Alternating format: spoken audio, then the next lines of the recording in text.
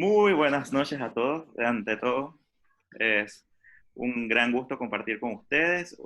Tenemos como invitado especial al profesor Wilberto Ureña, historiador de los eventos de la Segunda Guerra Mundial. Ha leído una gran cantidad de libros acerca de lo que es Hitler, Stalin, sobre todo cómo estos libros han forjado su carácter. Vamos a estar hablando de eso. Por mi parte, fui alumno suyo del Colegio El Buen Pastor y amigo de toda la vida después de eso.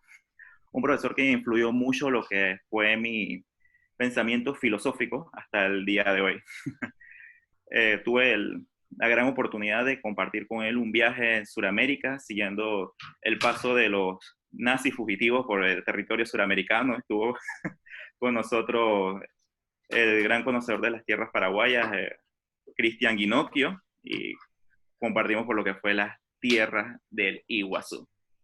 Adelante, profesor Ureña. Gracias, Ramsés. Sí, lo que haremos hoy será un recorrido histórico y a la vez un recorrido ideal. Primero empezamos en Austria, seguimos después en Berlín, pasamos a Polonia y terminaremos con las experiencias que ha tenido Ramsés en Jerusalén, o sea, donde está todavía el Museo del Holocausto, los sobrevivientes del Holocausto. Es decir, todo nace en una mente en Austria con Hitler y termina en Jerusalén en el museo. Así es que eso lo compartiremos en este tiempo. Así es. Por mi parte, les recomiendo a las personas de que se emocionan, que quieren saber sobre historia mundial, Segunda Guerra Mundial, Holocausto de Hitler. Les digo algo, tienen que tener muchísimo cuidado, ya que hay una industria sobre Hitler, un personaje que se ha escrito muchísimo. Inclusive él mismo se mitifica como persona, igual que lo hizo Stalin, pero Hitler lo hace de una manera que oculta su pasado y inventa una nueva historia. Por ejemplo, cuando está en Austria, está en su pueblo natal, después le toca la temporada de ir al ejército, se va de Austria para Alemania, en Alemania llega la Primera Guerra Mundial en el 14, se inscribe en el ejército, participa en la Primera Guerra Mundial, no está en la trinchera, está en cartero, es un mensajero. Es más, a Hitler le decían el cerdo de la retaguardia. Era una persona osca, gruñona y muy solitaria, que las personas decían, pero este joven, ¿qué le pasa? A veces pintaba, etcétera, pero se ha mitificado. Él lo hizo en mi libro Mi lucha, que se mitifica de su papel en la Primera Guerra Mundial, pero la Primera Guerra Mundial no formó políticamente a Hitler. Hitler tiene otras influencias para después ser lo que fue en el 30 y en el 40, pero no fue la Primera Guerra Mundial que lo formó a él. Eso se ha mitificado y es un error decir, esto hizo a Hitler. No. Además, sobre el Holocausto y Hitler, hay mínimo en Estados Unidos en lugar más de 16.000 libros sobre el Holocausto. Entonces hay mucho material. En Internet hay miles de material. Lo ideal es que visites, obviamente, los museos y los archivos en Múnich, en Baviera, en Polonia, en Londres, en Francia, donde están los documentos, las cartas, las correspondencias. Pero cualquier sitio de Internet te dice esto fue Hitler y no se lo crea a pie juntillas. Entonces, primero, mucho cuidado con lo que lees. Se puede decir entonces que en el libro My Kampf, Mi lucha, un retrato algo narcisista que se hizo a él mismo. El libro, en realidad, Mi lucha, es un libro muy paradójico. Es el libro que más se vendió y se regaló en la Alemania nazi y fue el libro que menos se leyó. Algo paradójico. Inclusive, algunos judíos lo leían y tan escéptico, esto no puede ser. Pero también ese libro es tan paradójico que es el libro donde se habla tantas cosas que las cumplió. O sea, un libro que inclusive al señor Göring y el señor el otro de la propaganda, Goebbels, sí, le preguntaron, ¿ustedes leyeron el libro Mi lucha? Y los dos se echaron a reír, o sea, ellos tampoco lo leyeron. El libro en sí no es ni filosófico, porque Hitler no tenía una base fuerte en filosofía. Hitler leía pedazos de filosofía, por ejemplo, de Nietzsche, que el supremo de Nietzsche, no. Hitler era amigo de Isabel, la hermana de Nietzsche, se tomó fotos en los bustos de Nietzsche, pero no leía la filosofía de Nietzsche, jamás. La filosofía de Nietzsche es una filosofía muy pesada, porque Hitler no tenía una formación filosófica. Es más, odiaba a los filósofos. O los odiaba. O, por ejemplo, en el partido nazi había un filósofo, Dietrich, un nombre algo así, Otto Dietrich, que era también del partido, pero claro, cuando lo hablaba, el filósofo soltaba su verborrea que Hitler se quedaba callado. Es más, cuando llega Hitler al poder, a ese filósofo lo sacan del partido y Hitler siempre lo criticó a él. Y en el libro Mi lucha lo critica a esos filósofos, esos intelectuales que hablan mucho, piensan mucho, pero hacen nada. Entonces, decir que el libro Mi lucha es un libro filosófico, no lo es. Es un diario, pero un diario diferente, un diario pesado. Digo metafóricamente porque es difícil entender el libro en sí. Claro.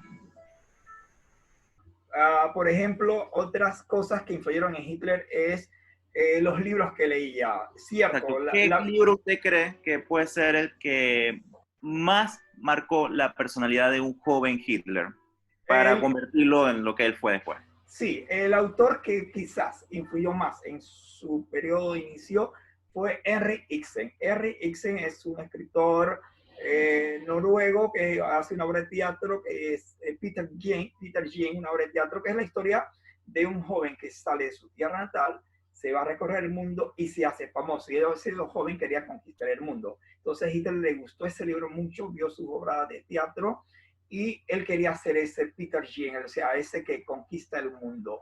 Y ese libro de Henrik Ibsen le afectó la vida de él.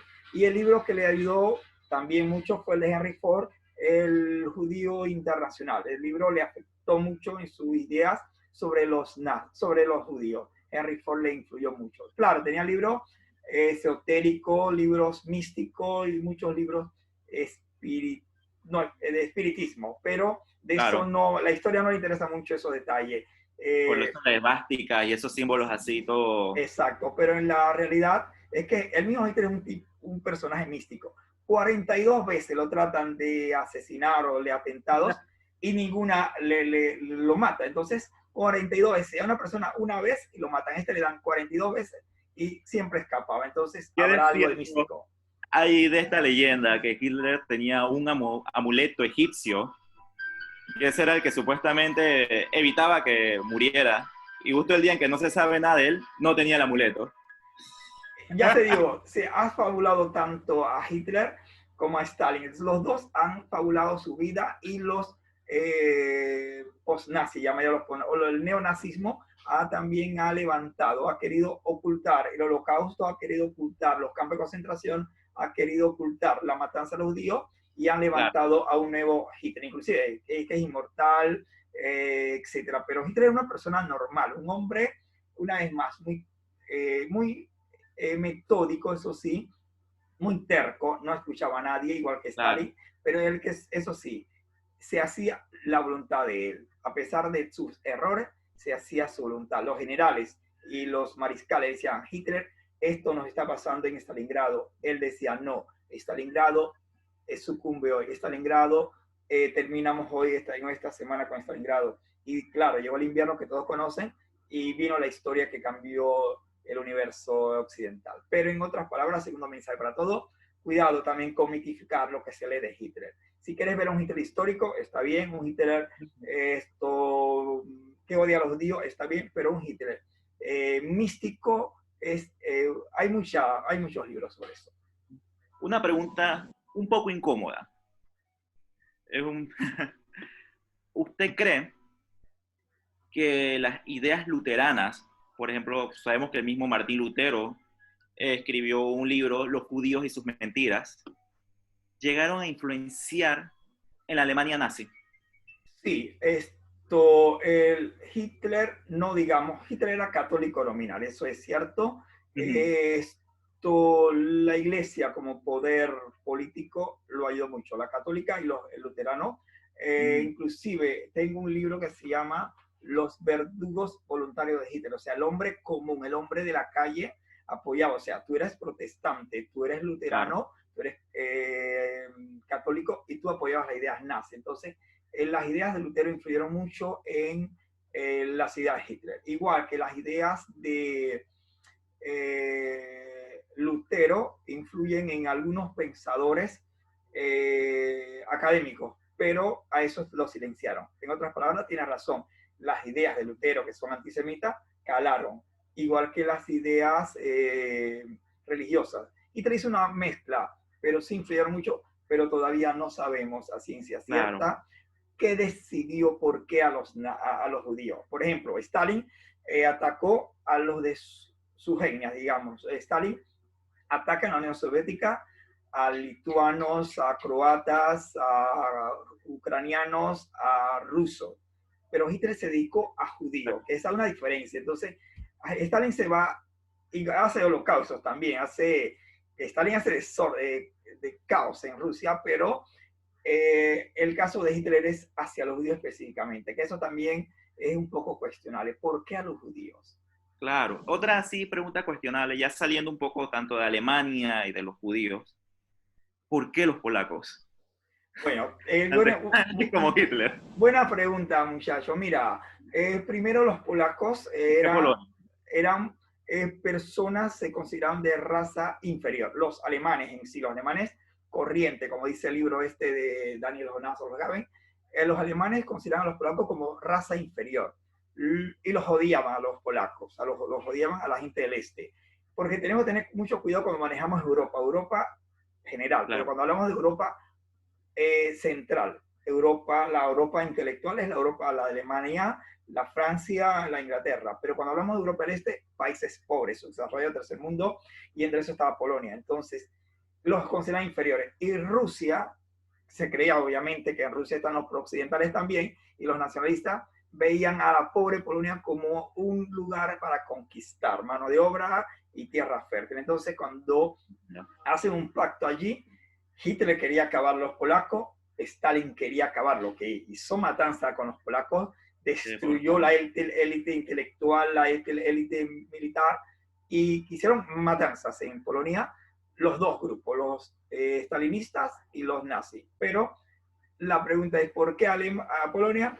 Porque estaba en el centro, entre el este de los alemanes y el oeste de los rusos, y estaba en el centro, y fue las áreas más conflictivas, donde se mataron a casi un porcentaje altísimo de judíos, muchísimos, de ambos bandos, porque Stalin, a pesar de que tenía en sus camarillas muchos judíos, entre esos Trotsky, que no lo toleraba, que lo mandó a matar, tampoco toleraba a los polacos, no los toleraba. Comprendo.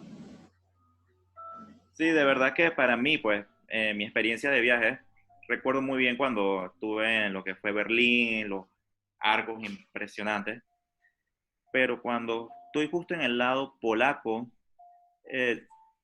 sobre todo en Varsovia, se siente todavía mucho tanto lo que ocurrió del lado de Hitler como del lado de Stanley. Puedes ver lo que fue el edificio comunista de Varsovia, que tienen un gran problema ahorita mismo, que no saben si demolerlo por el odio que tienen hacia lo que pasó, o si conservarlo como monumento histórico. Y das un par de pasos, caminando te vas, y llegas a lo que fue el gueto de Varsovia, que resulta hoy en día viviendas para personas, viven familias allí, se conservan los muros, eso sí, los ladrillos y todo, hay unos que otros que se han sacado para lo que es el Museo de Washington, y aunque sea un área muy tétrica, muy triste, se siente pues como el ambiente así, del pesar de lo que sucedió, ves que las personas viven allí, se aprovechó. Sí, bueno, aquí tenemos una leve o una gran diferencia. Ramsés ha estado en el lugar del sitio, yo he estado a través de los libros. Y si yo creo que llego al lugar del gueto de Varsovia, lloraría. Solamente con leer la historia, que en ese lugar del sitio de Varsovia mueren 400.000 personas. Entonces, en el gueto de Varsovia no solamente habían polacos. Por ejemplo, existían los campos de concentración, pero también existían los campos transitorios. En Francia, por ejemplo, y en Holanda. Entonces, a los holandeses vamos a mandar para el este, obviamente hay que trabajar, pero era para el gueto, no sé, que los mandaban como reserva para después mandarlo a los campos de trabajo y a los campos de Auschwitz y Birkenau y Treblinka, pero los mantenían allí primero en los campos transitorios en París. Por ejemplo, la élite intelectual culta de París la traen para Varsovia. Cuando llegaron al gueto de Varsovia, que entra, pero del gueto, y tú has estado en el lugar, no es ese concepto para mí del gueto un lugar de la ciusma de la gente del arrabal, no. El gueto de Varsovia estaba harto de intelectuales, había filósofos, intelectuales, teatristas, novelistas, escritores, o sea, estaba la cuna de la intelectualidad francesa allí. Cuando ellos llegaron con el vestido y la cultura francesa, ¿esto qué es? Entonces, en los guetos había miles de libros, increíble. Nosotros conocemos el diario de Ana Frank, 2, 3 diaristas, pero tengo otro libro aquí atrás donde hay más de 1000 diaristas, son libros grandísimos. Claro. Día 1, día 2, día 3, nos vienen a buscar, me vienen a buscar, se llevaron a mi madre, se llevaron a mi padre, se llevaron al rabino y me llevaron a mí, punto final, 300 páginas. Entonces, nosotros pensamos que el gueto era un lugar de mala vida, sí, había mala vida por el hacinamiento, pero entonces en el gueto estaba la intelectualidad judía de Europa, no solamente polaco, estaban los intelectuales franceses y los holandeses. La cúpula, se puede decir. Sí, entonces estaba en el gueto. El gueto era un lugar de tránsito hacia las cámaras de gas que vinieron después. Estaban allí y entonces, bueno, no vamos a gastar bala con estas personas, vamos entonces a cremarle y ahí aparece el ciclón B y todo lo que tuviste entre Brinca y en la otra, en Auschwitz. ¿Que nos cuentas algo? Nos gustaría también, sí. Bueno, mi experiencia fue que por cosas de la vida, un amigo que se hospedó en mi casa de Argentina, que le dio hospedaje sin conocerlo, conocía personas de Polonia y cuando hago mi viaje a Auschwitz se me cumple un gran deseo, que es vivir en una casa polaca. Vivo con la familia Turek y allí me reciben, me tratan muy bien. Me sentí de cierta forma como un judío escondido. Pero cuando hago el viaje a Auschwitz, veo los campos en el camino muy hermosos, los campos de allá de Polonia, pero cuando llego al lugar, me doy cuenta que es un lugar preparado exclusivamente y solamente para la tortura. Te hacen sentir todo el estrés desde que tú llegas, te muestran dónde te dejaba el metro, o sea, dejaba a todas estas personas y todo lo que te toca caminar hasta el campo de concentración. Solamente llegar a las recámaras de los campos de concentraciones, el camino es pedregoso, torturoso, una distancia, y no le costaba nada seguir la línea del metro, pero lo hacían así a propósito. Perdóname, no he estado allá, lo leí, era 1 kilómetro a 3 kilómetros de distancia y tenías que ir a 2 grados bajo cero o con un calor de 35 grados centígrados en verano. O sea, era algo horrible. En el invierno, en lo que es diciembre y enero, te ibas a bajo cero. Imagínate caminando 2 o 3 kilómetros al lugar donde ibas. Yo lo he leído y usted estuvo allá. Esa es la ventaja. Cuando entro al mismo gueto, están las letras en sí impresionantes, Auschwitz, y es horrible, o sea, desde que llega se ve lo que es el proceso de la selección del famoso doctor Mendeleev, sí, que va separando los individuos a los que a él le interesa para hacer los experimentos, que sobre todo se centraban en lo que eran los mellizos, gemelos, me corregirá usted. Sí. Y después de eso van las habitaciones en sí, de donde las personas se hospedaban. Se puede ver que no tiene ningún tipo de comodidad, no hay baño sanitario, no hay servicio de calefacción. Se ve incluso todavía está lo que, imagínense, han pasado ya más de 65 años. 70 años más o menos, 70 años más o menos de eso. Y se ve todavía la línea hasta donde llegaba el agua emposada dentro de esas habitaciones. Y entonces lo más triste es que hay camas a nivel del piso. Y el nivel de personas que no cabían en ese lugar, si tú llegabas un día de trabajar arduamente y no alcanzabas una de las literas, se puede decir, superiores, ya estabas condenado a morir esa noche. Sí, qué bueno que me has contado eso y a los que verán este video después. Hay que tener en consideración cuando se leen, por ejemplo, las obras, por ejemplo, el libro de Primo Levi, él estuvo en Auschwitz, sobrevivió y pudo escribir, era un químico italiano, su padre era del partido fascista y a pesar que era judío, al hijo lo mandaron para Auschwitz. Él pudo sobrevivir. Este libro lo recomiendo, es un libro escrito con lágrimas. Este libro no tiene muchas figuras literarias, pero este libro te impacta cómo él pudo sobrevivir en Auschwitz, no sé si lo pronuncio bien, pero lo recomiendo. Esa es una diferencia cuando lees alguien que sobrevive. Entonces, tenemos el caso de alguien que escriba libros del Holocausto que no estuvo dentro del campo de concentración. Por ejemplo, este premio Nobel de Literatura en francés, él escribió este libro que se los cuento rápido. Es la historia de su padre, porque en París, por ejemplo, las personas se iban los llevaba, la Gestapo se los llevaba para Alemania, después para Polonia, pero entonces a este señor que se llama colaboracionista, él era judío, el papá de Patrick, y él entonces comenzó a cooperar con los nazis, porque es la única forma de sobrevivir. Entonces, este libro trata de... hay que sobrevivir, claro, uno lo juzga ahora, pero en ese tiempo tú me dices a mí, ¿dónde viven 5 judíos millonarios? Bueno, aquí está Ramsés, aquí está Luis, aquí está Alfredo, y está, bueno, entonces él vivía de eso. Entonces los nazis y los franceses después, se iban a los apartamentos a vivir allí. Entonces este libro trata de esto, es muy bueno, un libro muy jocoso porque trata de la gente del bajo mundo, cómo pudieron sobrevivir. O sea, la naturaleza humana, somos altruistas, pero yo tengo que sobrevivir a esta hecatombe y hay una manera. Entonces, bueno, yo voy a delatar a todo el mundo. Entonces, les recomiendo este libro, que es la trilogía de la ocupación en París, que es muy bueno. Este chico no estuvo en el Holocausto, él no estuvo allá. Eso es su padre que hizo él. Él nace después y le cuenta la historia y hace el libro. Sin embargo, cuando lees, por ejemplo, a Elie Wiesel, que este era un joven, él tenía 17 años, 14 más o menos, se lo llevaron a él a su padre era un rabino, él ve a morir a su padre ahí en Auschwitz, una historia difícil. ¿Cómo sobrevivió él?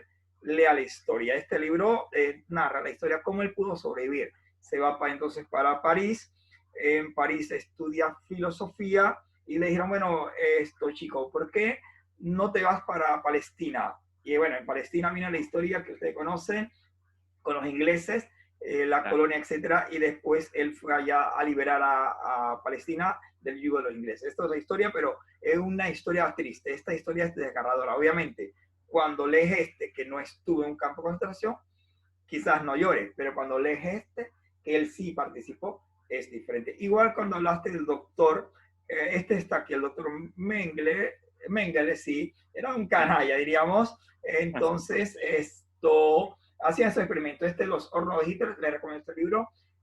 La autora sobrevivió, era una doctora, tenía mucho dinero, judío por supuesto, y ¿cómo pudo sobrevivir ella? Su hijo lo mataron, a su esposo lo mataron, a su familia, ella sobrevivió. Este libro es desgarrador. Entonces, cuando van a cualquier lugar, tengan cuidado.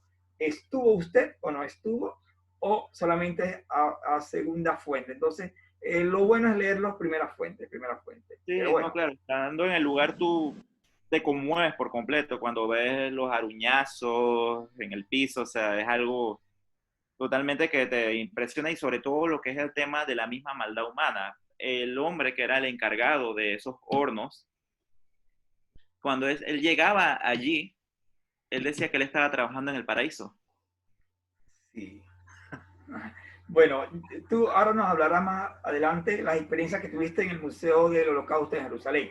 Yo tuve la oportunidad de conocer a Jacques Stroussa, es un judío, él tenía 14 años, él estuvo en Auschwitz. ¿Cómo sobrevivió él? Habló conmigo y por ahí tengo un libro que ahora está firmado por él. Él vino a Panamá y entonces, no me pregunten cómo tuve la dicha de hablar con él.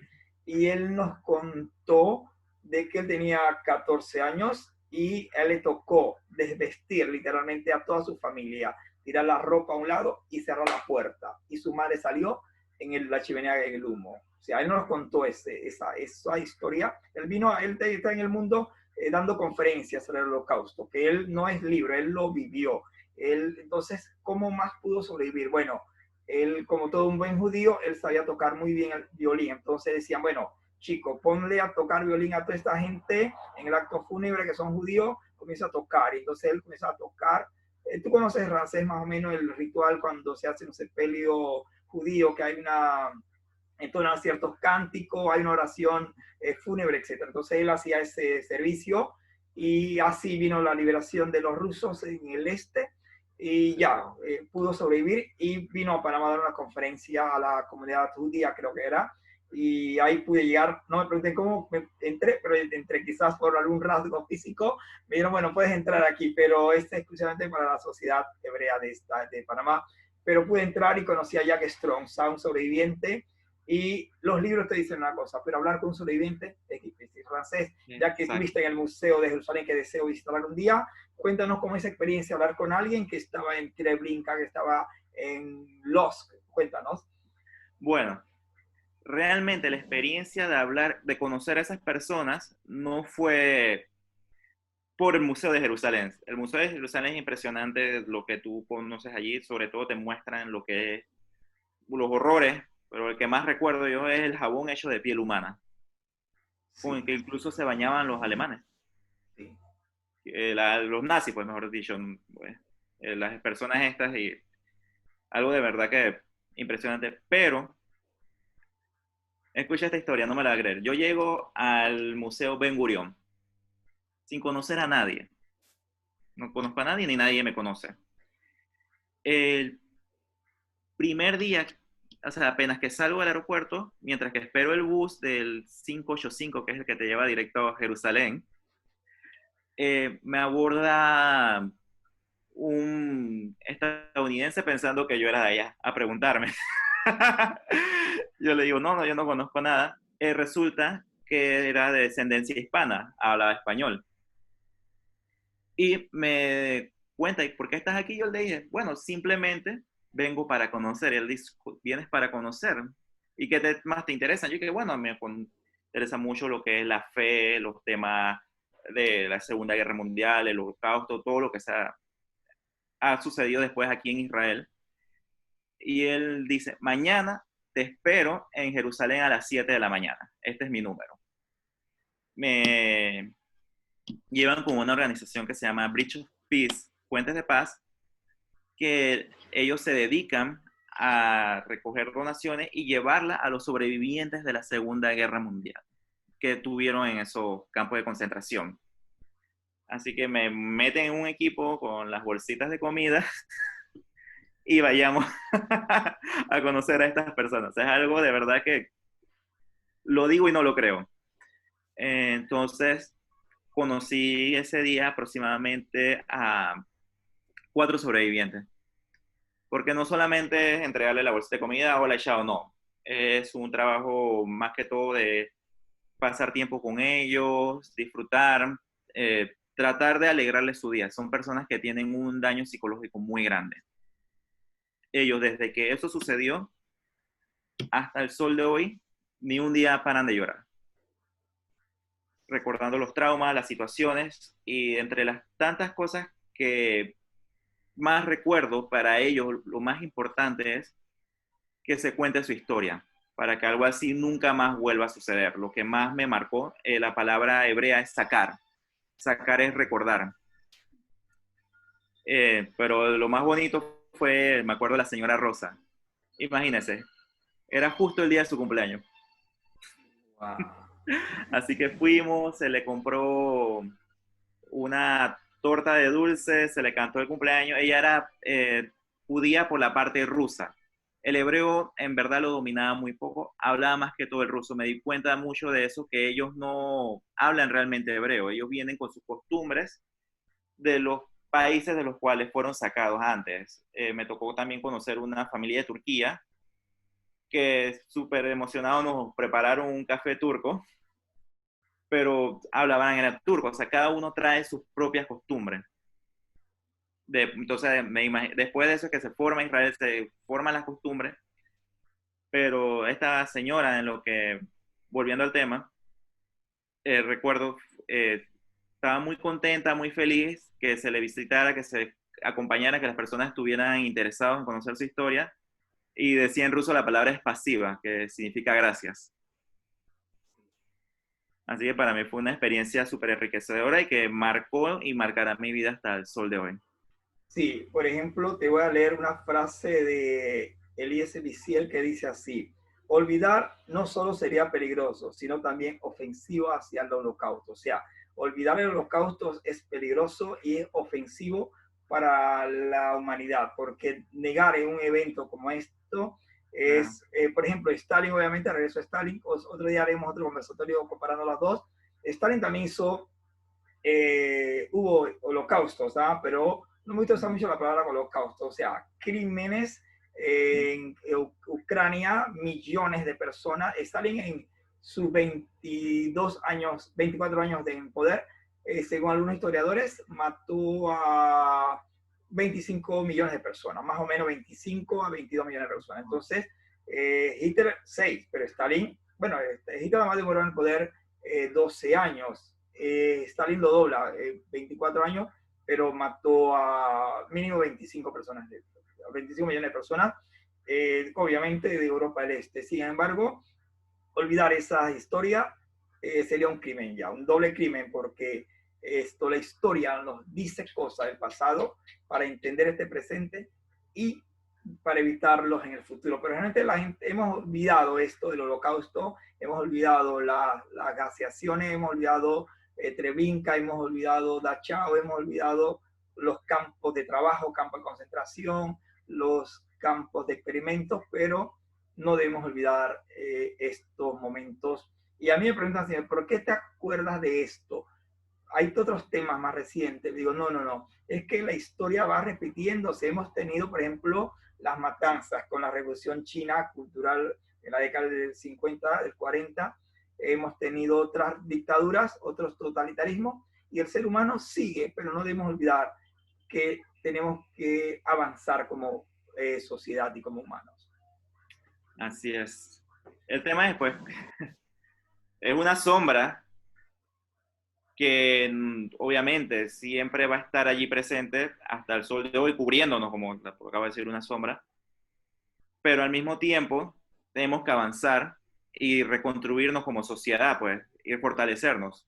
Sí, lo Porque pareciera que irónico, no aprendemos. sí, no aprendemos. Esto viene por ciclos. Mira, por ejemplo, lo irónico cuando decía que estaba en Auschwitz, que decía el cartel en grande, metálico, el trabajo te hace libre. O sea, una ironía. La gente pensaba que iban a trabajar allí. Realmente iban era a una muerte segura. Entonces, ¿cómo se ironiza con la vida del judío? El trabajo te hace libre, el trabajo no hace libre.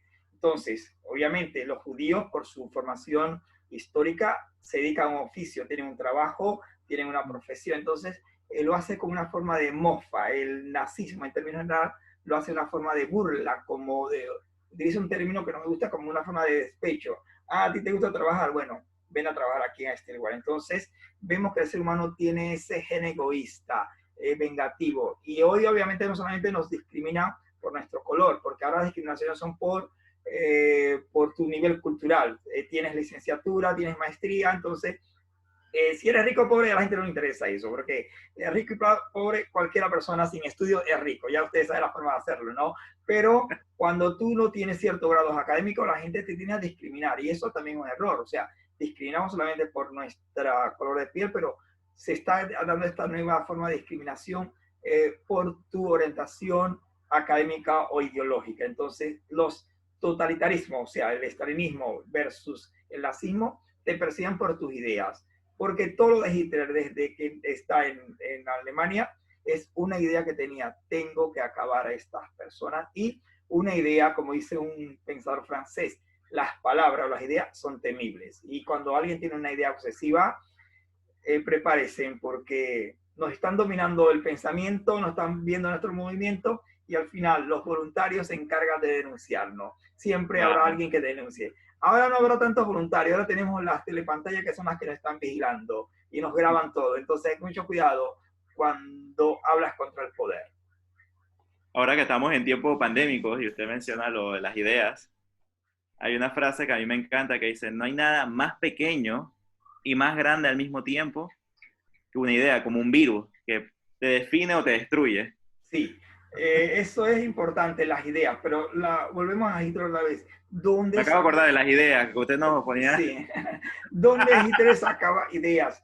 Hitler tenía, digamos, asesores, sí, bueno, aunque él no quería muchos de sus asesores, pero él tenía, era una persona que no hay que negarlo, muchos libros en su casa. Tenía mínimo 3.000 libros, bueno, en su casa, no, en su búnker, en su casa que tenía mínimo 3.000 libros. Están ahora mismo en la biblioteca de Washington, sí, en el Congreso, y en la biblioteca de Washington están los libros que se llevó el ejército para allá. Hay mínimo 3.000. Entonces hay libros, por ejemplo, leí entre comillas a Cervantes, a Shakespeare, leía historias de los Césares, los romanos, leía la historia de Napoleón, leía muchos libros de historia. Y Hitler se basó mucho en el método histórico, o sea, y le funcionó por muy bien, utilizó la historia como modelo, pero llegó un momento que por su terquedad, el modelo Claro, no sirvió con Stalingrado, porque llegó un momento que ya la realidad era otra, y claro, esto, al principio su ejército, donde había un soldado ruso, habían 3 alemanes, donde había un avión ruso que era de pésimo, habían 4 o 5 aviones alemanes. Entonces la tecnología que desarrolló Hitler en ese tiempo superior a la rusa, pero hubo un año de tregua, entre comillas, donde el ejército ruso se levantó y pudo hacerle un alto en Stalingrado, que fue una batalla clave. La gente habla de la batalla en los mares, acá en el Pacífico con los japoneses, pero Stalingrado fue la clave. sí, Hitler era un hombre estadista, un pensador, se puede decir, firme en sus ideas. Stalin, otro matón, otro asesino, otro delincuente, a pesar de que él ocultó su pasado, pudo darle un giro a la historia y de matón, de mafioso, porque Stalin era un mafioso también. Entonces, ¿cómo ese mafioso pudo convertirse en el líder de la Unión Soviética? Claro, cuando le ganan a los nazis, la figura de Stalin se va por las nubes. Pero claro, tenemos que ver que Stalin estaba unido primero a Lenin y a Trotsky. Trotsky es un judío, un intelectualazo judío, que a Stalin no le queda nada bien, porque era muy fanfarrón, un académico judío, con su barbita de chivo, con su naricita ahí que todo lo sabía, y Stalin no, porque Stalin era un seminarista. Trotsky decía, este es un provinciano, este hombre no sabe nada. Y a Lenin le gustaba a Trotsky por su sabiduría, pero también le convenía a Stalin, porque este era un gángster, un mafioso del Cáucaso, y robaba mucho, obviamente, con toda su pandilla, y claro. eso le daba dinero a Lenin para estar en Finlandia, para estar en París, para estar en Europa, escribiendo con su esposa. Entonces, le convenía tener a Stalin como un proveedor de dinero y a Trotsky como un ideólogo, pero al final Stalin no mata a Lenin, Lenin se muere de su corazón y ya entonces Stalin sí se encargó de Trotsky. La historia ya ustedes la conocen, la historia cambió totalmente. Wow. Sí, es que la vida de ellos dos es muy paralela. Los dos tienen un origen muy oscuro. Los dos tienen padres alcohólicos. Los dos no fueron muy buenos en su primaria, en su secundaria. Los dos tomaron fobia contra la sociedad. No sabemos el por qué, porque no podemos meternos en la mente de ambos y no Claro, existen documentos escritos. Por ejemplo, los doctores que atendían a Stalin literalmente lo mataban. Un doctor, un claro. médico, un judío que se llama Lickman, le dijo: Stalin, esta chapa que tienes está puesta, pues te haz una chapa nueva. No te mandé a decirme que vieras nada. Stalin no aceptaba órdenes de nadie. Bueno, al final que se puso la chapa que el judío le hizo, le quedó bien, le gustó, pero al final el señor lo sacaron del clearing. Al doctor no se lo conocemos la historia. Igual que el médico, bueno, hay una historia que a los estudiantes les fascina. Cuando Hitler viene de la Primera Guerra Mundial, sabes que en el ejército, cuando vas al ejército te hacen un chequeo médico, por supuesto. Entonces, el doctor militar atiende a Hitler, ¿no? A Hitler lo revisa y le encuentra un solo testículo. Lo pone en la cuadrícula, usted tiene un testículo, váyase. La historia del médico, cuando Hitler llega al poder, averiguan dónde quedó el médico. O sea, que los dos dictadores se encargaron de acabar cualquier persona que supiese algún dato de su vida personal. O sea, lo silenciaron totalmente. Entonces, los dictadores les gusta crear o fantasear o hacer una nueva historia de ellos. O sea, y así es. Esto del 2000 para acá es que se descubrieron los archivos o se abrieron los archivos en Moscú y en Leningrado y en Stalingrado, porque Stalin había escrito su propia historia, su versión de la historia. Pero ahora se hace una revisión y están los documentos. Tuvieron que hacer una nueva historia de la Unión Soviética después que Stalin muere, porque había mucho engaño y la gente se cree lo que dice los libros. Entonces, mucho cuidado con lo que lees. Mucho cuidado. Wow. Eh, un último así consejo, alguien que está interesado, se puede decir que conoce las ideas, está casi de cero en cuanto a este tema de la Segunda Guerra Mundial. y de los judíos. Esto. ¿Qué libro usted recomienda? Muy buena tu pregunta, Ramsés. Primero que nada, en Internet tienes muchos sitios, Claro. pero mucho cuidado con las fuentes. Son fuentes primarias, fuentes secundarias, fuentes terciarias, comentarios. Entonces, para alguien que desea iniciarse en este mundo que es muy vasto, hoy no hemos tocado nada, no hemos tocado cómo murió ni quién era Adolfo Eichmann. ¿Quién lo viene a buscar a Argentina? ¿Cómo se llamaba en Argentina? ¿Qué hacía en Argentina? ¿Cómo el que lo vino a buscar, que era de la policía secreta de Israel, que tiene un nombre que no me acuerdo? Ah, Entonces, ese chico, él estaba en Polonia con su madre y sus hermanos, y a de ellos, al hermano, a la hermana lo mataron, entonces, y al padre. Entonces, se van para Jerusalén y él tiene 16 años, todo el mundo está llorando. Entonces, un día se enteraron de que Eichmann podía estar en Argentina y ese joven en el 60 vino con otras personas más a Argentina y se llevaron a Eichmann para Jerusalén. Aquí tengo la historia del libro, eso es un tema aparte que nos tocaría una noche.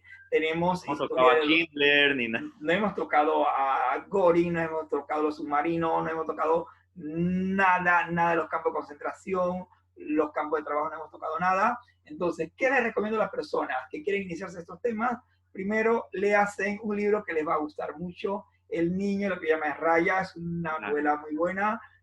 Pueden leerse El diario de Ana Frank, pueden conseguir, eventos les recomiendo este, que es muy bueno, Los hornos de Hitler, también buscar novelas o libros del Holocausto, pero generalmente son muy pesados y tienen muchas páginas. Como un judío escribe con muchas páginas, pero les recomiendo novelas sencillas, y así entonces podrás ir tratando de entender, porque este rompecabezas ni los historiadores hoy lo entienden. En las universidades europeas todavía no saben realmente por qué Hitler odiaba tanto a los judíos. No Siendo de sabemos descendencia por judía, porque su abuela era judía. Sí, entonces, ¿por qué algo racial? ¿Por qué en lo económico? ¿Por qué en lo religioso? Entonces, hay muchos por qué, hay más preguntas que respuestas. Yo he tratado en menos de 5 años leer sobre literatura soviética de Stalin y algo de Hitler, y cada día encuentro más libros y cada día digo, tengo que estudiar más. Entonces, mensaje, no busques muchos sitios en internet que puede ser bueno, puede ser malo, pero de todo modo, infórmate de fuentes primarias, gente que estuvo y no comentarios, porque todo el mundo conoce de Hitler, y todo el mundo habla de Nietzsche, y todo el mundo habla del superhombre, pero en realidad Hitler no tenía una formación filosófica sólida, eso sí se los digo, no tenía una formación filosófica sólida, era un, ¿cómo se llama esto? Era un picador de libros, le gustaba leer libros así poquito a poquito, pero no era... Muy parecido a la sociedad actual, se puede decir. Sí, le gustaba picar libros, pero no era... Hay muchos libros que sí leyó y que están muy subrayados por él y están marcados, pero en términos generales no tenía una formación filosófica. Con esto, gracias por escucharme, y la próxima vez quizás comparemos a Stalin, porque Stalin es otro personaje.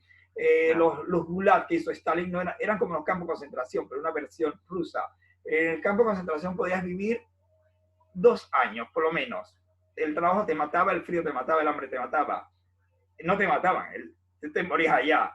Pero con los cámaras de gas podías vivir 1 día, 2 días, 2 meses ya era mucho. Y si sobrevivías, era un milagro. Entonces, hay una diferencia entre los campos de concentración de Stalin y los campos de concentración de Hitler. Al final, muerte en ambos, pero diferentes formas. Los dos fueron grandes torturadores.